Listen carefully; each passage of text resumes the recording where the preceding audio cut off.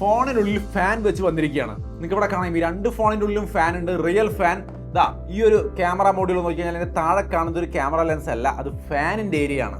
ഇത് നമുക്ക് ഗെയിം കളിക്കുമ്പോഴോ അങ്ങനെ പല സാഹചര്യങ്ങളിൽ ഓട്ടോമാറ്റിക്കലി ഇത് വർക്ക് ചെയ്യും. ഫോൺ ഹീറ്റ് ആവുന്ന കണ്ടാൽ ഓട്ടോമാറ്റിക്കലി വർക്ക് ചെയ്യും. അല്ലെങ്കിൽ തന്നെ നിങ്ങൾക്ക് ഇതാ ഇവിടെ കൺട്രോൾ സെന്ററിൽ നിന്ന് ഫാൻ ഓൺ ചെയ്യാനുള്ള ഒരു ഓപ്ഷൻ ഉണ്ട്. ഇത് ക്ലിക്ക് ചെയ്ത് കഴിഞ്ഞാൽ കൃത്യമായിട്ട് ഫാൻ ഓൺ ആയി വർക്ക് ചെയ്തോളും. സോ അപ്പോൾ അങ്ങനെ അവസാനം ഫോണിനകത്ത് ഫാനൊക്കെ വെച്ചുകൊണ്ട് ഫോണിൽ വന്നു തുടങ്ങി. ഹെവി പെർഫോമൻസ് ആണ് എൻ്റെ ലക്ഷ്യം. എന്തായാലും അതിലേക്ക് ഡീറ്റെയിൽ ആയിട്ട് വരുന്നതിന് മുമ്പ് ഒരു ചെറിയ അൺബോക്സിംഗ് ഒന്ന് കാണാം, എന്നിട്ട് നമുക്ക് ഇതിന്റെ വിശദമായ കാര്യങ്ങൾ നോക്കാം. അപ്പോൾ ഈ കാണുന്നതാണ് ഓപ്പോയുടെ Oppo K13 turbo and turbo pro. നമുക്ക് ടർബോ സൈഡിലേക്ക് വെക്കാം, ടർബോ പ്രോ ഓപ്പൺ ചെയ്യാം. സോ നേരെ ഓപ്പൺ ചെയ്യുമ്പോൾ മുകളിൽ തന്നെ ചെറിയൊരു ബോക്സ്, അതിനകത്ത് കേസും ആ ഫാൻ ക്ലീൻ ചെയ്യാനാണെന്ന് ഒരു ബ്രഷും വെച്ചിട്ടുണ്ട്. ഇതങ്ങോട്ട് മാറ്റി വെച്ചാൽ ഫോൺ ഈ കാണുന്നതാണ് ഓപ്പോ K13 ടർബോ പ്രോ എന്ന ഫോൺ. ടർബോ പ്രോ ഇതാണ്. ടർബോയിലേക്ക് വരാൻ മുമ്പ് ബോക്സിൽ വേറെ 80 വാട്ടിന്റെ ചാർജറുണ്ട്. Type A to C cable ഇരിക്കുന്നുണ്ട്, ഒരു സിം ടൂൾ ഇരിക്കുന്നുണ്ട്. ഇത്രയുമാണ് ബോക്സിൽ. ഇതങ്ങോട്ട് മാറ്റി വെക്കാം. ടർബോയിലേക്ക് വന്നു കഴിഞ്ഞാൽ സെയിം ബോക്സ് കണ്ടന്റ് ആണ്. സോ ഫോൺ മാത്രം നമുക്ക് ഇങ്ങോട്ട് എടുക്കാം. അപ്പോൾ അൺബോക്സിംഗിന്റെ പരിപാടി കഴിഞ്ഞു. രണ്ട് ഫോണുകൾ നമ്മുടെ കയ്യിൽ കിട്ടിയിട്ടുണ്ട്. ഇതാണ് ഓപ്പോ K13 ടർബോ, ഇതാണ് ടർബോ പ്രോ. ഈ രണ്ട് ഫോണും തമ്മിൽ കാര്യമായ വ്യത്യാസങ്ങളൊന്നുമില്ല, പെർഫോമൻസിൽ ഒഴികെ. പെർഫോമൻസിലാണ് വ്യത്യാസമുള്ളത്, ഞാൻ പറയാം. എന്തായാലും പ്രോയെ മുൻനിർത്തി കാര്യങ്ങൾ പറയാം, അതിന് കൂടുതൽ ഇതും പറഞ്ഞു പോവാൻ ഞാൻ. ഈ ഒരു ഡിസൈനെ കൂൾ റേസിംഗ് ഡിസൈൻ എന്നാണ് അവർ വിളിക്കുന്നത്. എന്തായാലും ഡിസൈനൊക്കെ അവിടെ നിൽക്കട്ടെ, ഫാനിനെ കുറിച്ച് അറിയാനല്ലേ ആകാംക്ഷ കൂടുതൽ, അത് ആദ്യം പറയാം.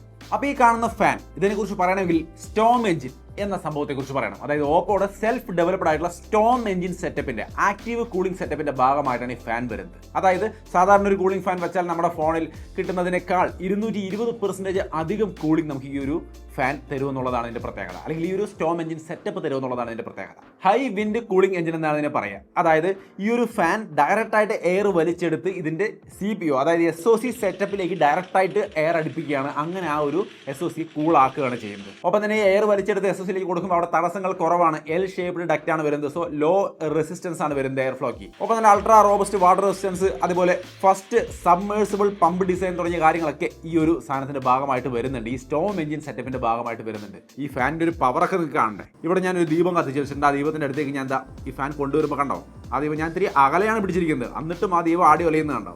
ഇത്ര അകലേക്ക് നോക്കുമ്പോൾ തന്നെ ഇത്രയും സ്ട്രോങ് ആണ് ആ കാറ്റ് നമുക്ക് മനസ്സിലാക്കാം. അടുത്ത് കൊണ്ടുവന്നാൽ ഈസി ആയിട്ട് ദീപം കെട്ടുപോകുകയും ചെയ്യും. സോ അപ്പോൾ അത്രയും സ്ട്രോങ് ആയിട്ടുള്ള ഒരു എയർ ആണ് ഇതിനകത്ത് നിന്ന് വന്നുകൊണ്ടിരിക്കുന്നത്. അപ്പോൾ ആ ഒരു സർക്കുലേഷന്റെ പവറാണ് നമുക്ക് മനസ്സിലാക്കാൻ കഴിയുന്നത്. പിന്നെ ഇത് മാത്രമല്ല ഫോൺ കൂളാക്കുന്ന സെറ്റപ്പ്, ഇത് കൂടാതെ VC കൂളിംഗ്, ഗ്രാഫിക് ഏരിയ എല്ലാം വരുന്നുണ്ട്. രണ്ടും വരുന്നുണ്ട്. സാധാരണ ഒരെണ്ണമൊക്കെ കാണാം. 7000 സ്ക്വയർ മില്ലിമീറ്റർ ആണ് ഇതിന്റെ VC കൂളിംഗ് ഏരിയ വരുന്നത്. ഒപ്പം തന്നെ 19000 square millimetre ultra large graphic ഏരിയയും വരുന്നുണ്ട്. സോ ഇത് പാസീവ് കൂളിങ്ങിനെ കൈകാര്യം ചെയ്യും. സോ അങ്ങനെ മൊത്തത്തിൽ ഈ രണ്ടും ആക്റ്റീവ് പാസീവ് കൂളിംഗ് സെറ്റപ്പ് വെച്ചുകൊണ്ട് ഈ ഫോൺ വളരെ കൂളായിട്ട് വർക്ക് ചെയ്തോളൂ എന്നുള്ളതാണ് ഇതിന്റെ പ്രത്യേകത. ഇനി മാത്രമല്ല ഇതിൽ വെള്ളമൊക്കെ ആയി കഴിഞ്ഞാൽ ഇതിന് IP, X6, X8, X9 തുടങ്ങിയ റേറ്റിംഗ് ഒക്കെ വരുന്നുണ്ട്. ഇതിൽ വെള്ളമൊക്കെ ആയാലും വെള്ളം ഇത് പമ്പ് ചെയ്ത് പുറത്തേക്ക് കളയും. നിങ്ങൾക്ക് ഇവിടെ കാണാം, ഞാൻ ചെറുതായിട്ട് കാണിച്ചിരുന്നുണ്ട്. ഇത്തിരി വെള്ളമൊക്കെ ഇതിനകത്തേക്ക് ആക്കിയപ്പോൾ അത് ഫാൻ വർക്ക് ചെയ്തതോടെ അത് എജക്ട് ചെയ്ത് പുറത്തേക്ക് പോകുന്നതും കാണാം. മൊത്തത്തിൽ എയർ വലിച്ചെടുത്ത് SOCയിലേക്ക് ഡയറക്റ്റ് ആയിട്ട് കൊടുത്ത് ഇതിനെ മൊത്തത്തിൽ കൂളാക്കി അങ്ങ് നിർത്തും. നമ്മൾ ഹൈ ലെവലിൽ ഗെയിം കളിക്കുമ്പോഴും, അതായത് നിങ്ങൾ 120 FPS 2-3 അവറൊക്കെ ഗെയിം കളിക്കുമ്പോഴും ഹീറ്റ് ആവാതെ പിടിച്ചു നിർത്താൻ ഈ ഒരു സെറ്റപ്പിന് സാധിക്കും. അതാണ് ഓപ്പോയുടെ സെൽഫ് ഡെവലപ്ഡ് ആയിട്ടുള്ള ഈ സ്റ്റോം എഞ്ചിൻ സെറ്റപ്പ് എന്ന് പറയുന്നത്.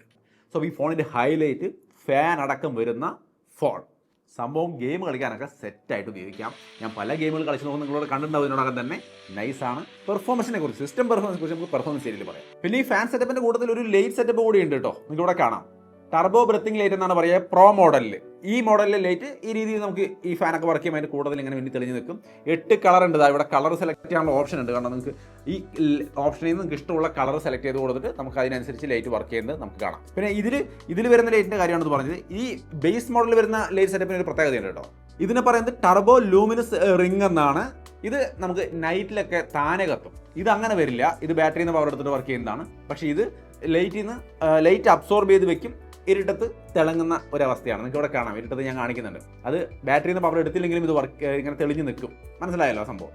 സോ അപ്പം അങ്ങനെ 2 തരത്തിലുള്ള ലൈറ്റ് സെറ്റപ്പുകളാണ് ഈ 2 മോഡലുകളിലും വരുന്നതെന്ന് അറിഞ്ഞിരിക്കുക. സോ മൊത്തത്തിൽ ഈ ഫാനും ലൈറ്റ് സെറ്റപ്പും കൂളിംഗ് ഏരിയ കാര്യങ്ങൾ, ബൈപ്പാസ് ചാർജിങ്, ഇതെല്ലാം അടക്കം ഈ ഒരു ഫോണിനെ കൂളാക്കുന്ന കാര്യത്തിൽ ഇതൊരു OP ഫോൺ എന്ന് പറയാം. നമ്മൾ ഗെയിം കളിക്കുന്ന ഒരു OP, ആ ഒരു OP സെറ്റപ്പാണെന്ന് ഇതിനെ നമുക്ക് തീർച്ചയായിട്ടും പറയാമെന്ന് തോന്നുന്നു.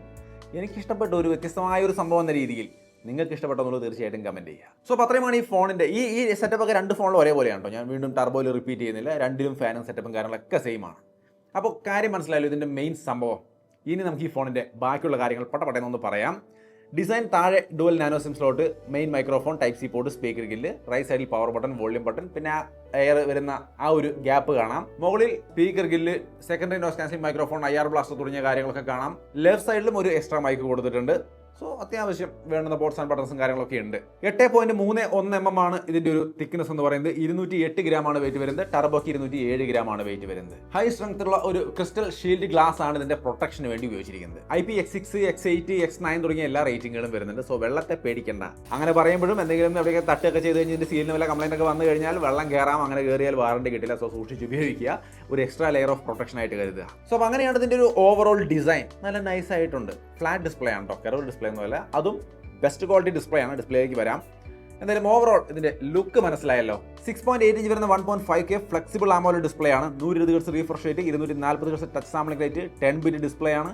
1.07 ബില്യൺ കളേഴ്സ് ആണ് വരുന്നത്. പീക്ക് ബ്രൈറ്റ്നസ് 1600 nits ആണ്. ഡുവൽ സ്റ്റീരിയോ സ്പീക്കർ ഒക്കെ വരുന്നുണ്ട്. സൗണ്ട് ക്വാളിറ്റി ജസ്റ്റ് ഒന്ന് കേൾപ്പിച്ചു തരാം.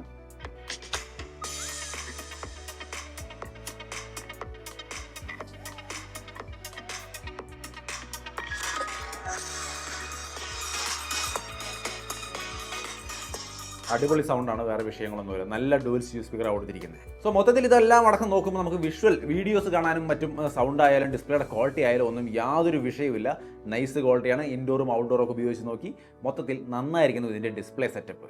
പിന്നെ ഈ ഫോണിൽ വരുന്ന പ്രൊസസർ പെർഫോമൻസ് നോക്കിയാൽ സ്നാപ്ഡ്രാഗൺ 8s Gen 4 ആണ്. അത് വന്നിട്ട് one of the best processor തന്നെയാണ്. യാതൊരു കൺഫ്യൂഷൻ ആ കാര്യത്തിലില്ല. Snapdragon 8s Gen 4 Android score 22 lakh plus ഒക്കെയാണ് വരുന്നത്. ഇതിൽ അവകാശപ്പെടുന്നത് അത്രയുമാണ്. ഇതിൽ വരുന്നത് MediaTek Dimensity 8450 എന്ന പ്രോസറാണ്. 17 ലക്ഷത്തിന്റെ അടുത്താണ് ആൻഡ്രോയിഡ് സ്കോർ അവർ അവകാശപ്പെടുന്നത്. ColorOS 15 വരുന്നത്. ആൻഡ്രോയിഡ് 15 വേറെ വിഷയങ്ങളൊന്നുമില്ല.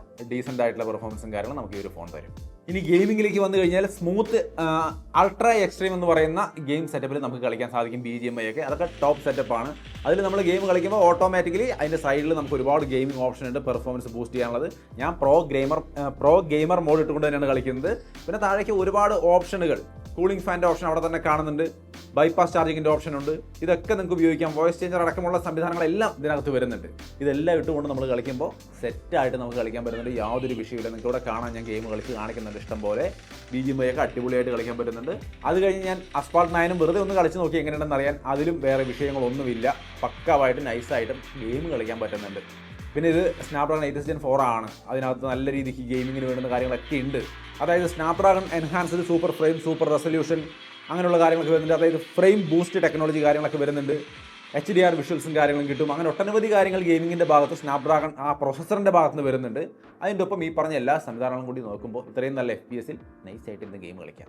സോ ഇതിൻ്റെ മെയിൻ സ്ട്രെങ്ത് എന്ന് പറയുന്നത് കൂളിംഗ് ഫാൻ സെറ്റപ്പ് അടക്കമുള്ള കൂളിംഗ് പ്ലസ് ഗെയിമിംഗ് പെർഫോമൻസ് വേണ്ടുന്ന ഫീച്ചേഴ്സാണ്. സോ ഗെയിമിംഗ് ആണ് നിങ്ങളുടെ മെയിൻ ഉദ്ദേശമെങ്കിൽ ഈ ഫോൺ മോശമല്ല. എന്താണ് നിങ്ങളുടെ അഭിപ്രായം എന്നുള്ളത് തീർച്ചയായിട്ടും കമൻറ്റായി ഷെയർ ചെയ്യാം. ഇനി ഓപ്പോയുടെ ഫോണാണ്, അപ്പോൾ ക്യാമറയും മോശമില്ലാതിരിക്കണം.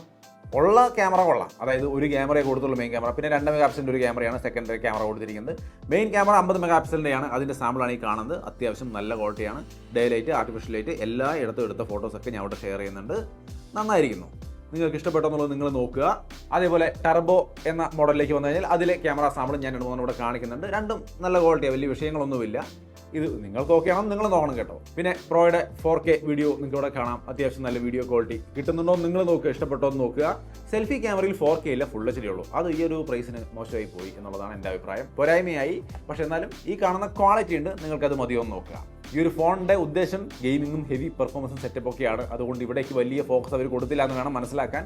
സാമ്പിളുകൾ കണ്ടിട്ട് നിങ്ങൾക്ക് എന്ത് തോന്നിയുള്ളത് തീർച്ചയായിട്ടും കമൻറ്റിൽ ഷെയർ ചെയ്യാം. പിന്നെ നോർമൽ ആയിട്ടുള്ള AI ഫീച്ചേഴ്സ് ക്യാമറയുടെ ഭാഗത്ത് വരുമ്പോൾ ഓട്ടോമാറ്റിക്കലി വരും. AI ക്ലാരിറ്റി എൻഹാൻസർ പോലുള്ള സംഭവങ്ങൾ, ക്ലാരിറ്റി കൂട്ടാനുള്ള സംവിധാനം, AI Eraser 2.0 എന്തെങ്കിലും അൺവാണ്ടഡ് ഒബ്ജക്റ്റ് ഉണ്ടെങ്കിൽ ഇറേസ് ചെയ്ത് കളയാം. AI അൺബ്ലർ, റിഫ്ലക്ഷൻ റിമൂവർ പോലുള്ള സംഭവങ്ങളൊക്കെ ഉണ്ട്. അതൊക്കെ ഉപയോഗിക്കാം. പിന്നെ AI ബെസ്റ്റ് ഫേസ്, നമ്മൾ എടുക്കുന്ന ഗ്രൂപ്പ് ഫോട്ടോയിൽ ആരെങ്കിലും ഒരാൾ കണ്ണടച്ച് പോയിട്ടുണ്ടെങ്കിൽ അതിനെ ബെറ്ററാക്കി പഴയ ഏതെങ്കിലും ഫോട്ടോകളിൽ നിന്ന് അല്ലെങ്കിൽ മറ്റ് ഫോട്ടോകളിൽ നിന്ന് ഓപ്പൺ ആയിട്ടുള്ള INA കൊണ്ടൊന്ന് സെറ്റാക്കി എടുക്കുന്ന പരിപാടിയൊക്കെ ഉണ്ട് ഇതിനകത്ത്. സോ അങ്ങനെ ഒട്ടനവധി AI ഫീച്ചേഴ്സും കാര്യങ്ങളൊക്കെ ഈ ഫോണിനകത്ത് വരുന്നുണ്ട് ക്യാമറയുടെ ഭാഗത്ത്. ഇനി ബാറ്ററിയിലേക്ക് വന്നു കഴിഞ്ഞാൽ 7000 mAh അടിപൊളി ബാറ്ററി കൊടുത്തിട്ടുണ്ട്, 80 വാട്ടിന്റെ ചാർജിങ് കൊടുത്തിട്ടുണ്ട്, ബൈപ്പാസ് ചാർജിംഗ് ഒക്കെ സപ്പോർട്ട് ചെയ്യുന്നത് ഞാൻ നേരത്തെ പറഞ്ഞു. റാപ്പിഡ് ചാർജിംഗ്, ഫാസ്റ്റ് ആയിട്ടുള്ള ചാർജിംഗ് സപ്പോർട്ടും കാര്യങ്ങളൊക്കെ ഉണ്ട്. 5 ഇയർ ബാറ്ററി ഡ്യൂറബിലിറ്റിയാണ് കമ്പനി അവകാശപ്പെടുന്നത്. സോ ധൈര്യമായിട്ട് ബാറ്ററി സെറ്റപ്പ് നല്ല ഹെവി ബാറ്ററി ലൈഫോട് കൂടി അടിപൊളി ഫാസ്റ്റ് ചാർജിങ്ങോട് കൂടി നിങ്ങൾക്ക് നൈസായിട്ട് ഉപയോഗിക്കാം. പിന്നെ മറ്റ് AI ഫീച്ചേഴ്സും കാര്യങ്ങളൊക്കെ നമ്മൾ നോക്കുകയാണെങ്കിൽ കോളിന്റെ ഭാഗത്ത് AI കോൾ അസിസ്റ്റന്റ് കാര്യങ്ങളൊക്കെ വരുന്നുണ്ട്. അതായത് കോൾ സമ്മറി, ട്രാൻസ്ലേറ്റ് കോൾ അങ്ങനെയുള്ള ഓപ്ഷനൊക്കെ ഇവിടെ കാണാം. ഇതൊക്കെ നിങ്ങൾക്ക് എനേബിൾ ചെയ്ത് ഉപയോഗിക്കാം. പിന്നെ AI അസിസ്റ്റന്റ് ഫോർ നോട്ടിലുള്ള ഷോർട്ട് ചെയ്യാൻ, സമ്മറൈസ് ചെയ്യാൻ, എലാബറേറ്റ് ചെയ്യാൻ, അങ്ങനെയുള്ള ഫോർമാറ്റ് ചെയ്യാൻ, അങ്ങനെ പല കാര്യങ്ങൾക്കുള്ള സംവിധാനങ്ങൾ AI സംവിധാനങ്ങൾ നോട്ടിനകത്ത് വരുന്നുണ്ട്. പിന്നെ സർക്കിൾ റിസർച്ച് വരുന്നുണ്ട്, ജെമിനൈ വരുന്നുണ്ട്, ജെമിനൈ ലൈവ് അതും ഇതിനകത്ത് സപ്പോർട്ട് ചെയ്യുന്നുണ്ട്. സോ അപ്പോൾ എല്ലാതരം AI ഫീച്ചേഴ്സും ഉണ്ട്. പിന്നെ in display finger print sensor കറക്റ്റായിട്ട് വർക്ക് ചെയ്യുന്നുണ്ട്, യാതൊരു വിഷയമില്ല കേട്ടോ. വളരെ ഫാസ്റ്റ് ആയിട്ട് വർക്ക് ചെയ്യുന്ന ഇൻ ഡിസ്പ്ലേ ഫിംഗർ പ്രിന്റ് സെൻസറും ഇതിനകത്ത് വരുന്നുണ്ട്. അപ്പോൾ ഈ രണ്ട് ഫോണുകളിലും അത്യാവശ്യം വേണ്ടുന്ന എല്ലാ ഘടകങ്ങളും ഉണ്ട്. മെയിൻ ഫോക്കസ് നല്ല ഹെവി പെർഫോമൻസ്, ഫോൺ ഹീറ്റ് ആവാതെ തരിക, അതുപോലെ ഹെവി ബാറ്ററി ലൈഫ് തരിക, അങ്ങനെയുള്ള കാര്യങ്ങളാണ് ഇവരോട് ഉദ്ദേശിച്ചിരിക്കുന്നത്. K സീരീസ് എപ്പോഴും പെർഫോമൻസിന് തന്നെയാണ് ഫോക്കസ് ചെയ്യാറുള്ളത്, ഇവിടെയും അങ്ങനെ തന്നെയാണ് വന്നിരിക്കുന്നത്. പക്ഷേ ഇത് നിങ്ങൾക്ക് ഇഷ്ടപ്പെട്ടോ, നിങ്ങൾ എടുക്കുമോ, എന്താണ് നിങ്ങളുടെ കാഴ്ചപ്പാടെന്നുള്ളത് തീർച്ചയായിട്ടും കമൻറ്റായിട്ട് ഷെയർ ചെയ്യുക. പ്രൈസ് കൂടി പറയാം, രണ്ടിൻ്റെയും പ്രൈസും കൂടി നന്നായിട്ടുണ്ട് എന്നുള്ളത് കൊണ്ടാണ് നമ്മൾ ഇത്രയും നന്നായിരിക്കുന്നു പെർഫോമൻസ് എന്ന് പറയാൻ കാരണം കേട്ടോ. ടർബോ എന്ന ഫോണിലേക്ക് നോക്കിക്കഴിഞ്ഞാൽ 27,990 8GB RAM 128GB സ്റ്റോറേജിന് bank offer 3000 രൂപ വരുന്നുണ്ട്. സോ 24,990 വാങ്ങിക്കാം. ഇതിലേക്ക് വരുമ്പോൾ 8GB RAM 256GB സ്റ്റോറേജിന് 37,990, പക്ഷേ 3000 ബാങ്ക് ഓഫർ കൂടിയുണ്ട്. സോ 34,990 നമുക്കിത് വാങ്ങിക്കാൻ സാധിക്കും. സോ അങ്ങനെയാണ് ഈ രണ്ട് ഫോണുകളുടെ പ്രൈസും ഓഫേഴ്സും എല്ലാം വരുന്നത്. ഫ്ലിപ്കാർട്ടിൽ നിന്നും ഓപ്പോ ഇന്ത്യ ഈ സ്റ്റോർ, ഓപ്പോ സൈറ്റിൽ നിന്നൊക്കെ നിങ്ങൾക്ക് ഇത് വാങ്ങിക്കാൻ സാധിക്കും. ഇനി ഇതിൻ്റെ പ്രീ ബുക്കിംഗ് ഒക്കെ സ്റ്റാർട്ട് ചെയ്യുന്നത് 11 മുതൽ ഓൾറെഡി സ്റ്റാർട്ട് ചെയ്തിട്ടുണ്ട്, തീർച്ചയായിട്ടും ചെക്ക് ചെയ്ത് നോക്കുക. പിന്നെ സെയിൽ ഡേറ്റ് 15 പ്രോയ്ക്ക് വരുന്നത്, ബേസ് വേരിയന്റ് ടർബോ എന്ന വേരിയന്റിന് 18. സോ മൊത്തത്തിൽ രണ്ട് ഫോണുകളും ഹെവി പെർഫോമൻസും കൂളിംഗും കാര്യങ്ങളും ഒക്കെ ഉൾപ്പെടുത്തിക്കൊണ്ട് ഒരു വെറൈറ്റി ആയിട്ട് ഫാനൊക്കെ വെച്ച് ഇറക്കിയിരിക്കുകയാണ്. എന്ത് തോന്നി എന്നുള്ളത് നിങ്ങൾ പറയുക. എൻ്റെ അഭിപ്രായത്തിൽ സംഭവം കൊള്ളാം, കിടുവായിട്ടുണ്ട്. K സീരീസ് ഞാൻ പ്രതീക്ഷിച്ചത് ഇങ്ങനെയൊക്കെ ഒരു സെറ്റപ്പ് ഒക്കെ തന്നെയാണ്, അതൊക്കെ നന്നായിട്ട് കൊണ്ടുവന്നു. നിങ്ങളുടെ അഭിപ്രായങ്ങൾ കമൻറ്റിൽ കാണുമെന്ന് വിചാരിക്കുന്നു. വീഡിയോ ഇഷ്ടപ്പെട്ടാൽ ലൈക്ക് ചെയ്യാൻ, ഷെയർ ചെയ്യാൻ മറക്കണ്ട. വീണ്ടും ഒരു വീഡിയോയിൽ കാണാം. ബൈ.